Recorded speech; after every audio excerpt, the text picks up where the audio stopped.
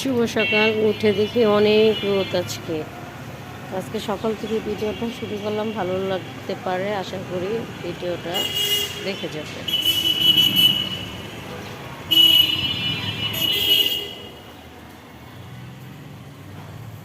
এখনো দাঁত মাজিনে পাগলের মতো হয়ে যাচ্ছে। মাত্রই ঘর থেকে উঠছি, তাই ভাবলাম যে আপনাদের সাথে একটু শেয়ার করি।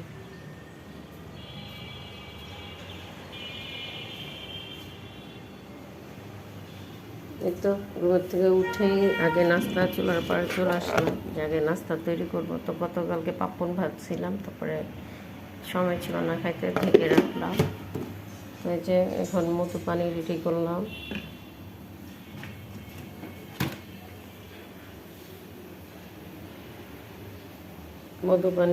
মধু পানি রেডি করলাম, তারপরে একটা রসুন দিলাম, একটা খেজুর দিলাম, একটা কলা দিলাম, তারপর লাল আটা রুটি ভাজলাম।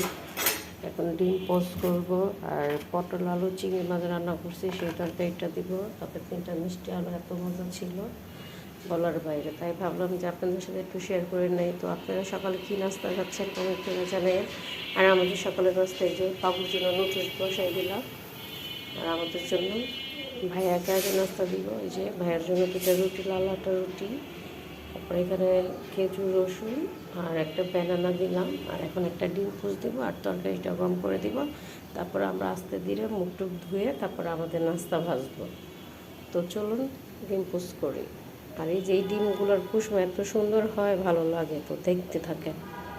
তো এই 2টারই ডিম দিয়ে দিচ্ছি, দেখছেন মাসাল্লাহ কত সুন্দর হয় এই ডিমগুলো, সিল মারা ডিমগুলো।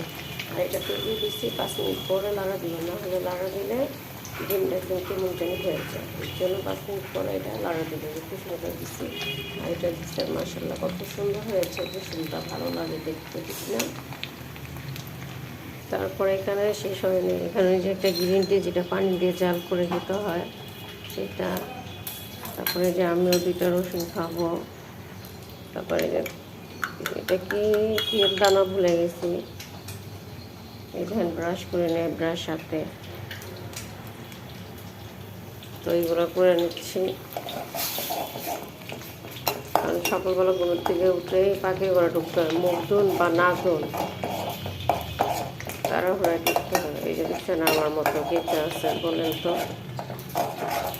ঘুমের থেকে কোনো মতন উঠে পাগলের মতো চুলমুল এলোমেলো হয়ে রান্নাঘরে ঢুকে গেছে। মেয়েদের রান্নাঘরেই কাজ বেশি।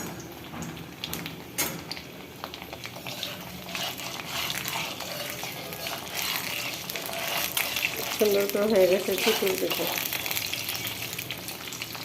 আমি কিন্তু লবণ দিতে ভুলে গেছি মনে হচ্ছে, লবণটা দিতেই ভুলেছে।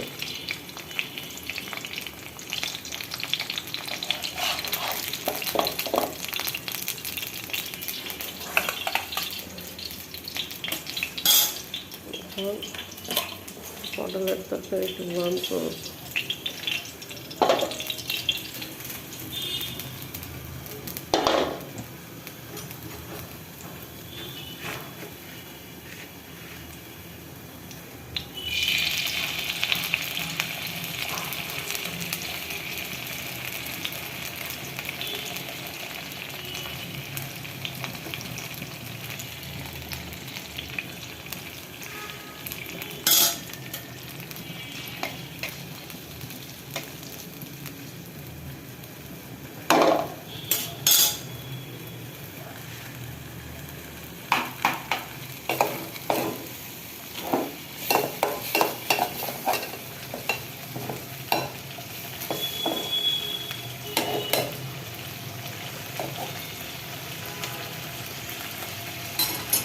এই ছিল সকালের নাস্তা আমাদের।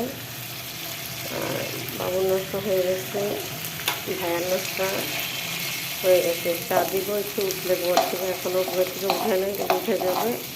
তাই ওঠার আগে আমি নাস্তাগুলো তৈরি করে ফেললাম, কাজে আগায় ফেললাম। হ্যাঁ।